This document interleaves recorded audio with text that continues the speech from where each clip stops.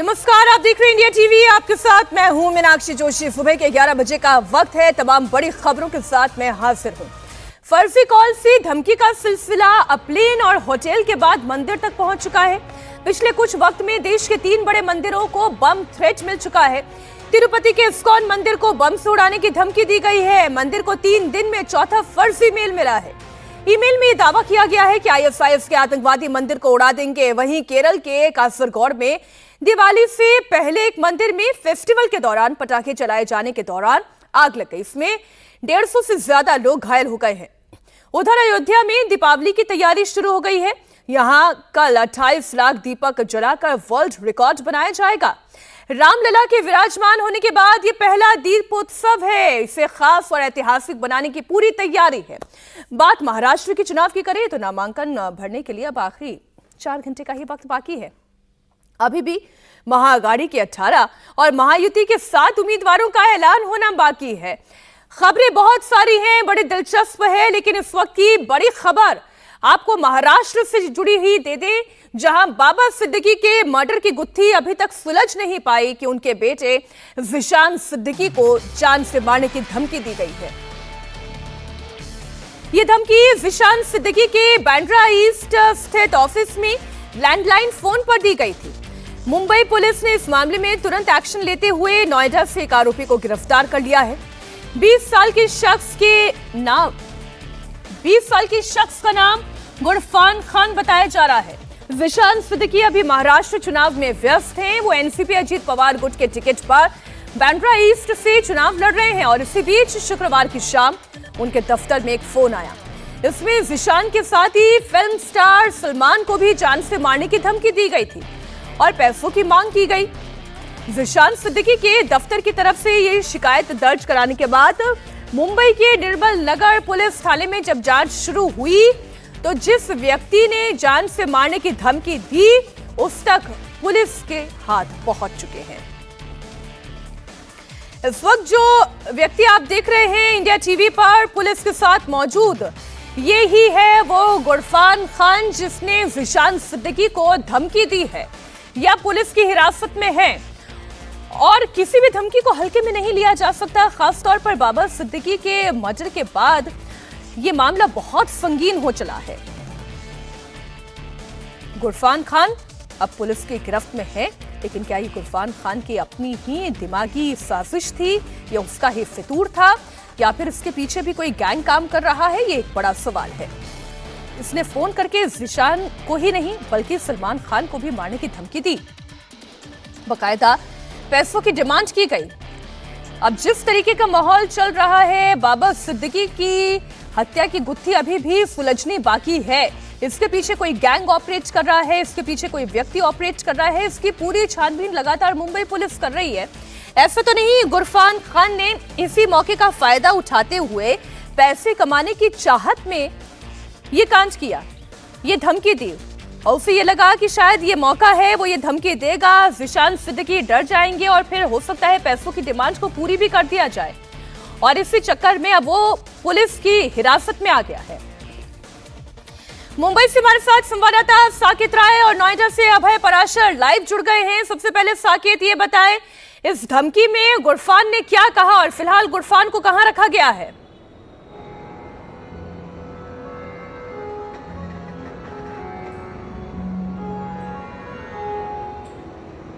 देखिए मीनाक्षी, फिलहाल आपको बता दें कि ये पूरा मामला बीते शुक्रवार का बताया जा रहा है, जिसमें जिशान सिद्दीकी के निर्मल नगर स्थित यानी कि बांद्रा स्थित दफ्तर में व्हाट्सएप नंबर पर ये पूरा कॉल करके धमकी देने का प्रकरण सामने आया है। फिलहाल मुंबई की बांद्रा पुलिस की तरफ से एक गिरफ्तारी की गई है जो नोएडा से हुई है। इस वक्त आरोपी को गिरफ्तार किया गया है और आज पुलिस सारी कानूनी प्रक्रियाओं को पूरा करने के बाद कोर्ट में पेश कर सकती है। फिलहाल अब तक जितनी पूछताछ हुई है उसके मुताबिक अभी तक जो जानकारी सामने आ रही है, अभी तक ये बात सामने नहीं आई है कि किस मकसद से ये पूरा काम किया गया है। अभी तक किसी भी गैंग से ये लिंक सामने नहीं आया है। तो पुलिस फिलहाल इस पूरे मामले में जांच कर रही है, लेकिन आपको एक बात जरूर बता दें कि हर एंगल से जांच की जा रही है ताकि किसी भी तरह से, क्योंकि पिछले कुछ दिनों में जिस तरह से भी घटनाएं हुई हैं उसको लेकर मुंबई पुलिस सतर्क है और किसी भी तरह की लापरवाही नहीं बरतना चाह रही है। यही कारण है कि फिलहाल 20 वर्षीय गुरफान खान को मुंबई पुलिस की तरफ से गिरफ्तार किया गया है और आज कोर्ट में पेश किया जाएगा। जी साकेत, आप रहे हमारे साथ, हमारे सहयोगी अभय पराशर भी जुड़े हुए हैं। अभय, ये अभी तक गैंग का तो कोई लिंक सामने नहीं आया है। ऐसा तो नहीं कि इस गुरफान ने ये मौका ढूंढा हो, फिर ये लगा हो कि ये सही वक्त है, धमकी देकर पैसे कमाए जा सकते हैं। क्या अभी तक जांच में आया है?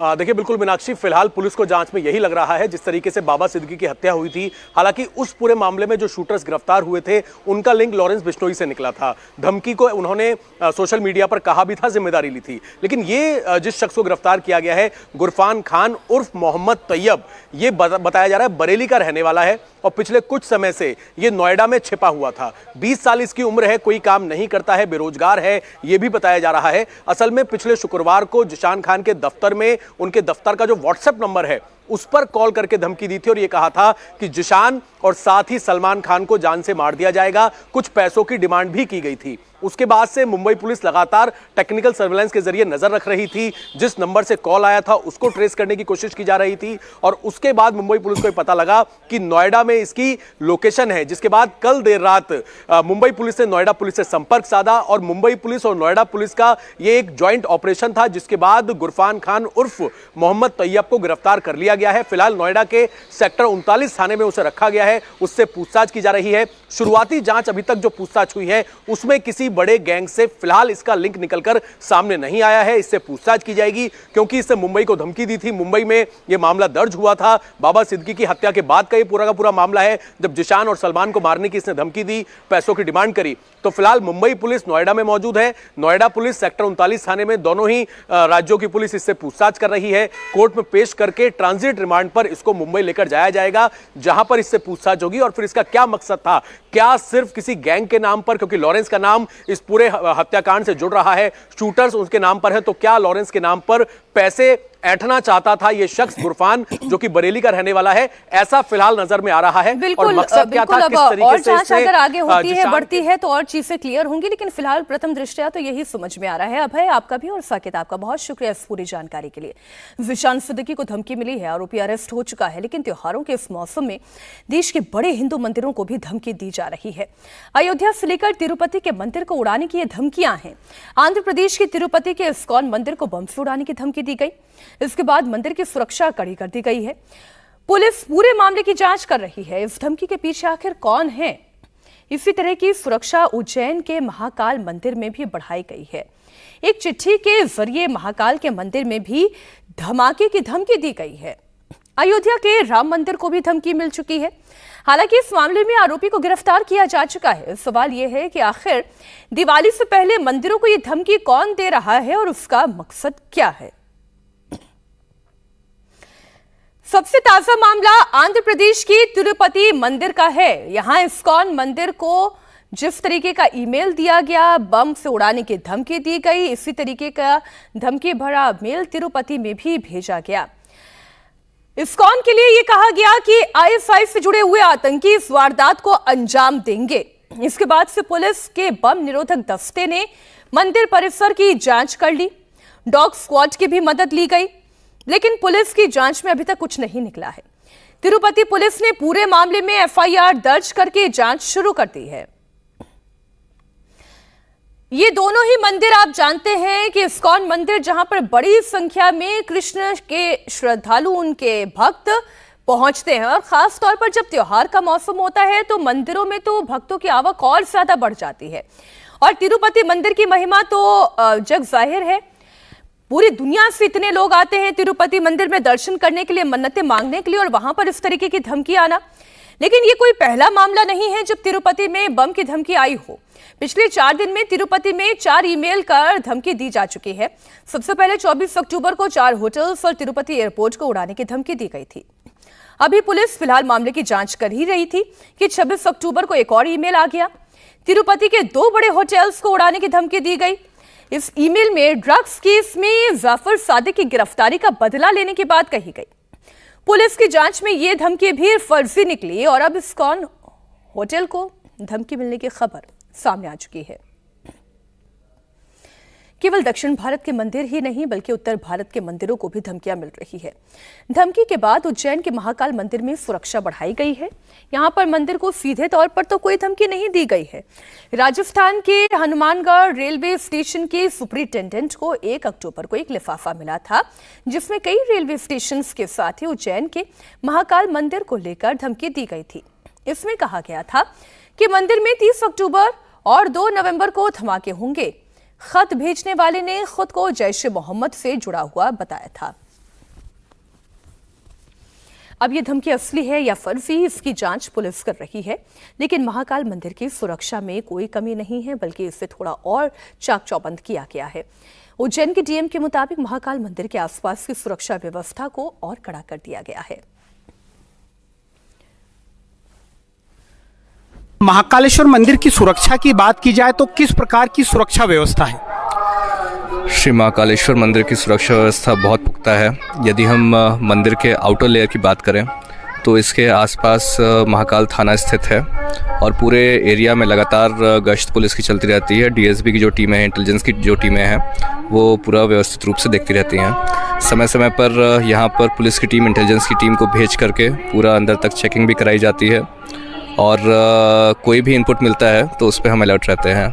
इसके अलावा मंदिर की आंतरिक सुरक्षा की बात करें तो फिर यहाँ पर होमगार्ड की और पुलिस दोनों की टीमें मेजर पॉइंट्स पर तैनात रहती हैं और 400 से ज़्यादा आउटसोर्स एजेंसी के जो गार्ड्स हैं वो लोग श्रद्धालुओं को दर्शन कराने की व्यवस्था कराते हैं। कुल मिलाकर के यहाँ की जो दर्शन व्यवस्था है उसकी सुरक्षा को लेकर के और मंदिर की सुरक्षा को लेकर के भी पूरी प्रशासन की टीम, पुलिस की टीम हमेशा अलर्ट मोड पे रहती है, ताकि किसी भी इनपुट मिलने पर हम लोग तुरंत सुनिश्चित कर सकें कि कोई भी व्यक्ति जो यहाँ पर सुरक्षा में कोई सेंध मानना चाहता है वो नहीं हो सके। डिफरेंट पॉइंट्स पर जो खासकर सेंसिटिव पॉइंट्स हैं वहाँ पर चेकिंग होती है रैंडम बेसिस पे कि कोई व्यक्ति कोई इलेक्ट्रॉनिक इक्विपमेंट या ऐसी कोई चीज़ जो कि प्रतिबंधित है मंदिर में वो ना ले जा रहा हो। इस वक्त हमारे सहयोगी सुरेखा जुड़ी हुई हैं लाइव हमारे साथ। सुरेखा, तिरुपति की सुरक्षा तो वैसे भी बहुत ज़्यादा चाक चौबंद रखी जाती है, लेकिन इस ताज़ा कॉल के बाद, धमकी के बाद अब क्या व्यवस्थाएं की गई है? जी देखिए, तिरुमला मंदिर जो है वो तिरुपति से ऊपर घाट पर चढ़ने के बाद आता है, लेकिन जो धमकियां इस वक्त मिल रही है तिरुमला में तो बिल्कुल चाक चौबंद जिस तरीके से सुरक्षा देखी जाती है और हाल ही में हम जाके आए तो वहां पर भी सुरक्षा इस वक्त सुरक्षा में किसी तरह की कोई कोताही नहीं बरती जा रही है। लेकिन क्योंकि मंदिर का ही इलाका माना जाता है तिरुपति भी, तो वहाँ पर भी खासकर जो लगातार जो है जो होटलें हैं, जो नामची होटल है, वहाँ पर लगातार सुरक्षा बढ़ाई भी गई है और साथ ही में चेकिंग भी की जा रही है। और साथ में अब खासकर क्योंकि इस्कॉन मंदिर में भी जो धमकी भरा मेल आया है, उसके बाद जो आसपास के जो बाकी मंदिर है वहाँ पर भी जो है सुरक्षा बढ़ा दी गई है और रह कर ये इस बात की पूरी तरीके से जो है पुलिस की तरफ से भी निगरानी रखी जा रही है कि कोई संदिग्ध व्यक्ति या फिर किसी तरह का कोई मेल अगर आता है तो उसे नज़रअंदाज नहीं किया जाएगा और लगातार चेकिंग जो है वो की जा रही है। लेकिन सबसे बड़ा सवाल यही उठ रहा है कि तिरुपति जो दक्षिण भारत का सबसे मशहूर और सबसे कह सकते हैं कि जहां पर सबसे ज़्यादा भक्तजन पहुंचते हैं, रोज़ की तादाद में ही करीब 80,000 से 1 लाख तक लोग जो है वहाँ पर दर्शन के लिए जाते हैं। तो ऐसी स्थिति में भले ही भक्तजन जहाँ पर जिन होटल्स में रहते हैं वहाँ पर भी सुरक्षा बढ़ाने की ज़रूरत है और साथ ही में जो तिरुमला मंदिर है बालाजी का, उसके अलावा जो आसपास के जो मंदिर और है वहाँ पर भी लोग जाते हैं, जैसे पद्मावती माता का मंदिर है वो भी काफी बिल्कुल, वो माना जाता एक कड़ी है में ही सभी लोग जो भी दर्शन करने के लिए आते हैं इन मंदिरों के भी दर्शन के लिए जरूर जाते हैं। और इसलिए में खास तौर पर इस त्योहार के मौसम में जब भीड़ ज्यादा होने की संभावना होती है तो सुरक्षा एजेंसियों को भी ज्यादा सतर्क रहने की आवश्यकता है। बहुत शुक्रिया सुरेखा आपका पूरी जानकारी के लिए। वहीं अयोध्या में दीपोत्सव की तैयारी पूरी हो गई है। राम मंदिर में प्राण प्रतिष्ठा के बाद पहली बार मनाए जाने वाली दिवाली को लेकर खास तैयारियां की जा रही हैं। 30 अक्टूबर को मनाए जाने वाले उत्सव के लिए राम मंदिर को फूलों और लाइट से सजाया गया है। दीपोत्सव से पहले सरयू नदी में राम की पैड़ी पर लेजर शो का आयोजन किया गया, जिसे देखने में बड़ी संख्या में श्रद्धालु पहुंचे। दीपोत्सव को लेकर रामनगरी में चारों तरफ रौनक है। पूरा शहर रोशनी में नहाया हुआ है। इस बार दीपोत्सव पर 25 लाख दिए जगमगाते हुए नजर आएंगे। अयोध्या में 3 दिवसीय दीपोत्सव का सोमवार को आगाज हो गया। देश के अलग अलग हिस्सों में रामनगरी पहुंचे श्रद्धालु त्रेता युग जैसी अयोध्या का दर्शन करना चाहते हैं और वो दर्शन कर रहे हैं, वो भाव विभोर हो रहे हैं।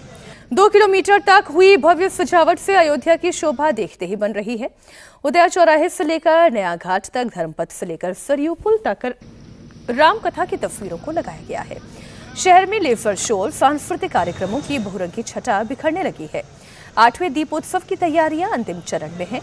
राम की पैड़ी पर दीप बिछाने का काम लगभग पूरा हो चुका है। 30 अक्टूबर को 25 लाख दिए जलाकर अयोध्या विश्व कीर्तिमान बनाने जा रही है। अयोध्या की दिवाली इस बार बेहद खास है। 450 साल के बाद भगवान राम अपने घर में विराजमान हुए हैं। ऐसे में राम मंदिर में प्राण प्रतिष्ठा के बाद ये पहली दिवाली है। इसके साथ ही इस बार अयोध्या में दिए जलाने का रिकॉर्ड भी बनेगा। रामनगरी के 55 घाटों को 25 लाख दियों की मदद से रोशन किया जाएगा। इसके लिए 30,000 वॉलंटियर्स तैनात हैं। पिछले साल अयोध्या में 22,23,000 दीपक जलाए गए थे। 2022 में 17 लाख दिए जले थे, 2021 में 9 लाख, तो 2020 में 6 लाख और 2019 जो कि कोविड से पहले का माहौल था, 4,10,000 दिए जलाए गए थे। बात जम्मू कश्मीर की कर लेते हैं। आतंकियों के खिलाफ ऑपरेशन जोर शोर से चल रहा है। जम्मू के अखनूर में आतंकियों के खिलाफ सेना का सर्च ऑपरेशन जारी है। इस दौरान सुरक्षा बलों ने 3 आतंकियों को ढेर कर दिया। बाकी आतंकियों की तलाश में इस वक्त लगातार सर्च जारी है।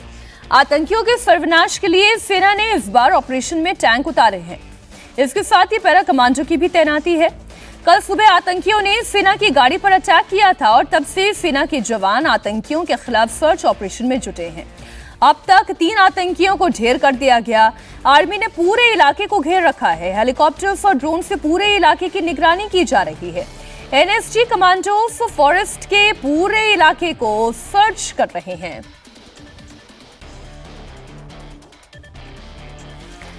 अब आतंकियों के सर्वनाश के लिए सेना को टैंक क्यों उतारना पड़ा है, इसके पीछे के कारण आपको बता दूं। दरअसल ये पूरा इलाका इंटरनेशनल बॉर्डर से सटा हुआ है, ये तो आप जानते ही हैं, और इसलिए सेना एहतियातन यहां पर बख्तरबंद गाड़ियों की जरूरत महसूस कर रही थी। BMP-2 टैंक को इसलिए यहां पर तैनात किया गया ताकि अगर पाकिस्तान की तरफ से फिर कोई हरकत होती है तो दुश्मन के दुस्साहस का उसी वक्त करारा जवाब दिया जा सके। पूरे इलाके में छोटे छोटे कई नाले हैं, बहुत टफ टेरेन है जिसे टैंक आसानी से पार कर सकते हैं। जंगलों में सुरक्षा बलों और आतंकवादियों के बीच लगातार गोलीबारी चल रही है। मुठभेड़ के दौरान सेना का एक DOG फैंटम शहीद हो गया है जो इस ऑपरेशन में मदद कर रहा था। आइए अब आपको पटाखों को लेकर सावधान करने वाली पूरी रिपोर्ट दिखाती हूं। केरल के कासरगोड जिले में अंजुताम्बलम वीरारकावु मंदिर में देर रात भीषण ब्लास्ट हो गया। ये तस्वीरें ऐसी थी जिसे देखकर लोगों के होश उड़ गए। कासरगोड जिले के मंदिर में उत्सव का माहौल था। उत्सव के माहौल में भीड़ का जुटना, आतिशबाजी होना, ये बहुत ही आम बात है, इसमें कोई नई बात नहीं है। और ठीक इसी तरीके से इस मंदिर के बाहर भी बड़ी संख्या में श्रद्धालु मौजूद थे। मंदिर में आतिशबाजी भी हो रही थी मंदिर के पास ही, और मंदिर का ही जो पटाखा स्टोर था वहां पर बड़ी संख्या में पटाखों को रखा गया था। इस उत्सव के लिहाज से ही रखा गया था। लेकिन इस आतिशबाजी का असर ये हुआ कि लापरवाही के चलते एक चिंगारी इस पटाखा स्टोर में चली गई और फिर कैसा जबरदस्त धमाका हुआ वो आपके सामने है। पहले ये धमाके की तस्वीर देखिए।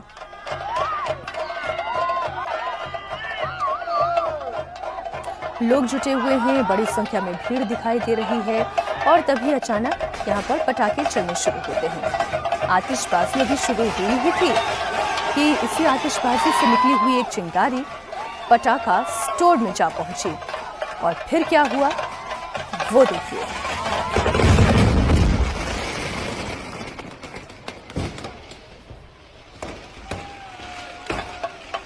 ये धमाका इतना भयावह था कि 150 लोग इसमें घायल हो गए। 8 लोगों की हालत गंभीर बताई जा रही है।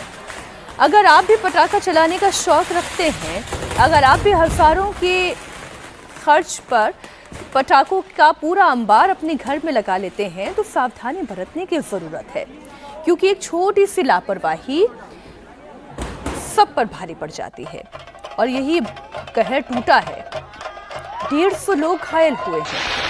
पटाखों से भरे हुए भंडार में एक चिंगारी ने तबाही मचा दी।